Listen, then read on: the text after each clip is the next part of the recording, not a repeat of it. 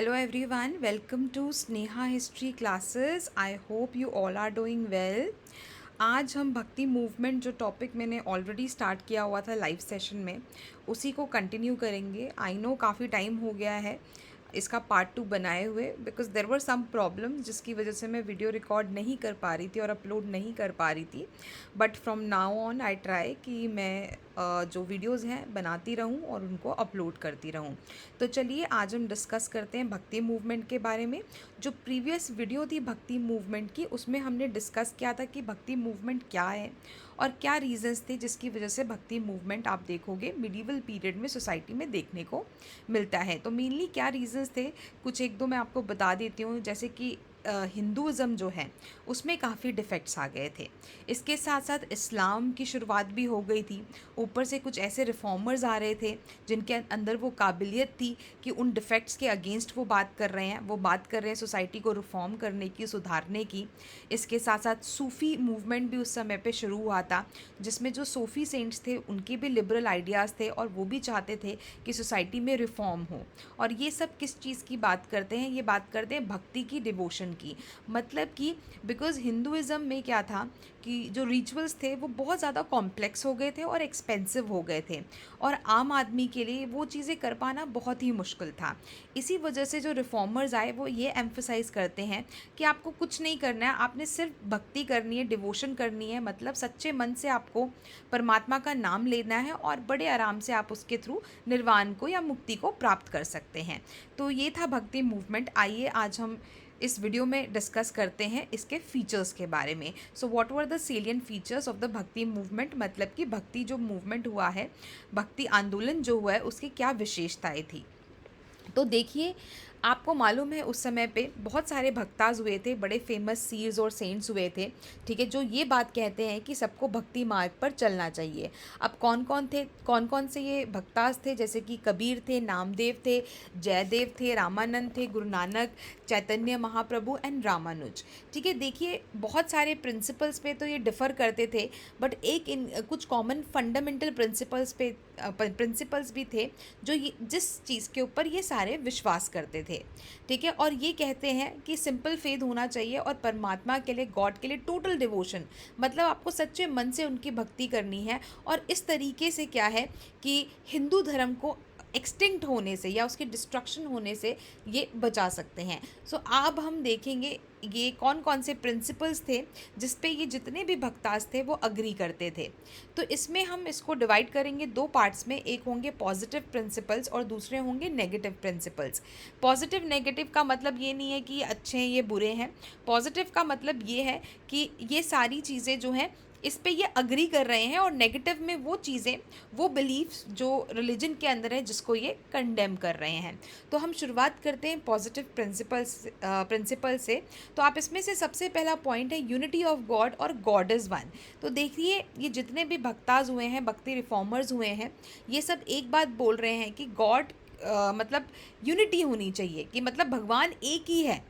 हो सकता है हाँ उसके रूप अनेक है, क्योंकि आप देखेंगे उस समय पे जो लोग थे उन्होंने बहुत सारे गॉड्स को और गॉडेसेस को और पीर्स को वर्शिप करना शुरू कर दिया था. इवन उनके अवतारों, जो उनके अवतार हैं उनको भी वर्शिप करना इन्होंने शुरू कर दिया था. तो जिसी वजह से ये जो भक्ति कल्ट है, they impressed upon the people that there is one and only one God.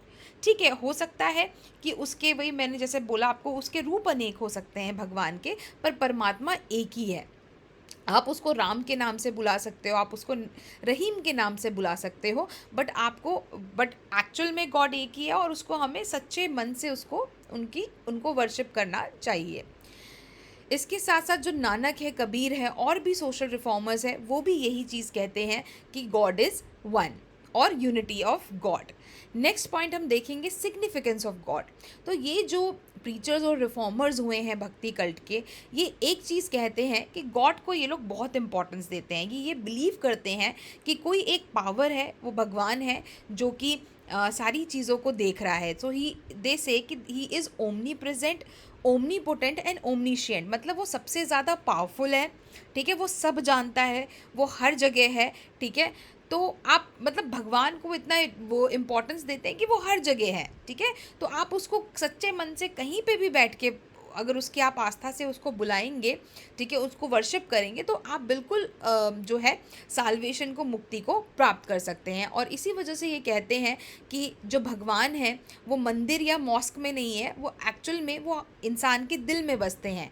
And he can be found in all the objects of nature. मतलब आप कहीं पे भी हैं, आपके सामने, आपके मन में भगवान है। तो इसी वजह से आपको किसी पिलग्रिमेज सेंटर में जाने की ज़रूरत नहीं है। आप जहाँ पर भी हैं, अगर आप उसको भगवान को डिवोशन से याद करते हैं, सच्चे मन से याद करते हैं, तो आप उनको, परमात्मा को प्राप्त कर सकते हैं। नेक्स्ट पॉइंट आता है intense love and devotion to God. तो पहले तो ये उनकी सिग्निफिकेंस देते हैं और उनको बहुत ही ये बात करते हैं कि आपको परमात्मा से प्रेम करना है और उसे जो है सच्चे मन से उनको, उनकी भक्ति करनी है, ठीक है। And all the reformers preach that devotional hymns should be sung in praise of the God. तो आप देखेंगे बहुत सारे हिम्स होते थे, मंत्र होते थे, जिनका उच्चारण ये करते थे, ठीक है, किसके लिए? भगवान की को प्रेज करने के लिए, जिससे कि ये जो है साल्वेशन या मुक्ति को प्राप्त कर सके।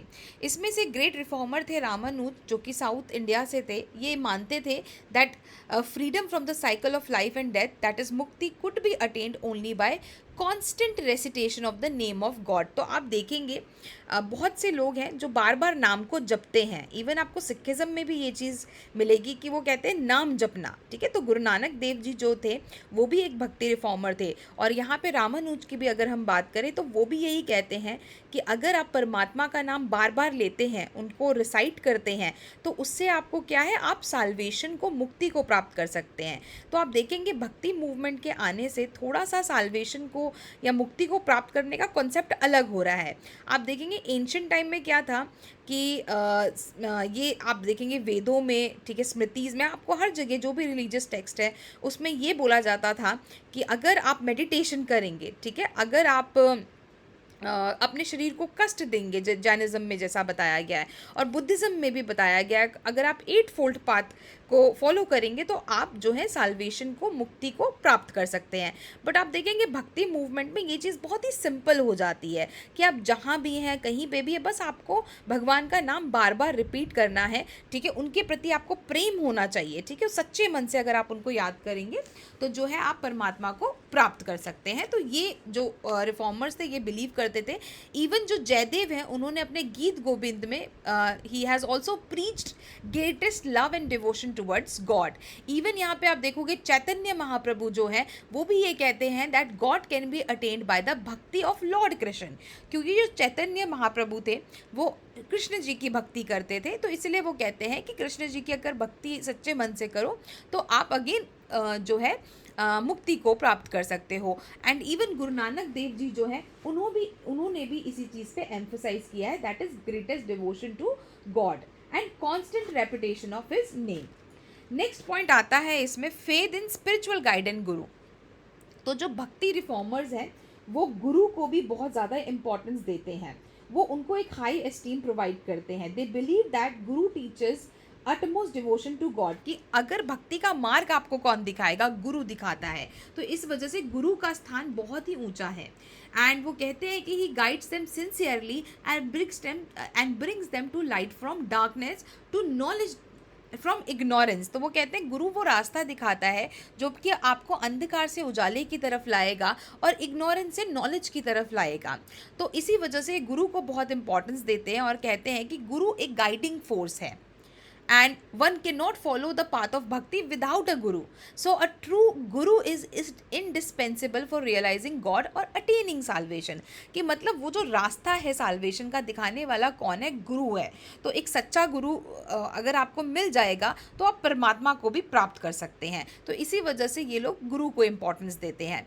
नेक्स्ट हम बात करेंगे stress on noble and good deeds. तो यहाँ पे बोलने का मतलब ये है कि अगर आप अच्छा कर्म करते हो, ठीक है, अगर आप नोबल डीड्स करते हैं तो भी जो है आप परमात्मा को प्राप्त कर सकते हैं। They preach that a good and noble action is the best prayer.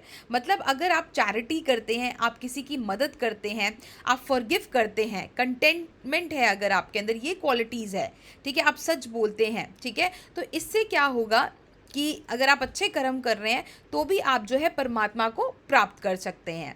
And he should always help the needy, मतलब जो भी आप मदद करेंगे दूसरे की, ठीक है, गलत चीज़ों से दूर रहेंगे, सही चीज़ें अगर आप करेंगे तो you can attain God. Next point आता है self surrender to the will of God. तो ये जो भक्ति रिफॉर्मर्स हैं ये बोलते हैं सेल्फ सरेंडर या प्राप्ति, कि it is one another principle of the reformers of medieval India. ये कहते हैं अगर आप परमात्मा की विल पे अपने आप को पूरी तरीके से सरेंडर कर देते हैं, कंप्लीटली सरेंडर कर देते हैं, तो भी आप परमात्मा को प्राप्त कर सकते हैं। कि जैसे कि अगर भगवान जो भी आपकी ज़िंदगी में हो रहा है, आप बोल दें, मतलब आप बिल्कुल उसको गॉड के ऊपर छोड़ दीजिए कि जो भगवान कर रहा है वो सही कर रहा है। अगर आप ये मान के चलेंगे तो भी आप, ये भी एक पाथ है जो है अटेन करने का गॉड को। And he should not have any attachment with worldly affairs but should identify himself so completely with God that he should sacrifice all for him. कि भगवान के लिए सब कुछ छोड़ दो, आप बस उसकी भक्ति करो, जो भी चीज़ आपके पास है आप उसमें कंटेंट होना चाहिए आपके अंदर, ठीक है। सो ये भी एक जो है टीचिंग है, प्रिंसिपल है इनका। एंड इसके बाद ये तो हो गए कुछ पॉजिटिव प्रिंसिपल्स। अब हम नेक्स्ट डिस्कस करेंगे इसमें नेगेटिव प्रिंसिपल्स, जिसमें ये कहते हैं चीज़ों को कंडेम करने की। सो सबसे पहले आप देखोगे they believed no belief in caste system. तो ये जितने भी भक्ति रिफॉर्मर्स हैं ये कास्ट सिस्टम को कंडेम करते हैं, ठीक है, क्योंकि जो कास्ट सिस्टम है वो इनइक्वालिटी क्रिएट करती है सोसाइटी में, उससे डिस्क्रिमिनेशन होता है, ठीक है, लोगों में भेदभाव किया जाता है। तो इसी वजह से वो इस सिस्टम को कंडेम करते हैं। एंड सारे जो जितने भी भक्ताज हैं वो सब इसको कंडेम करते हैं।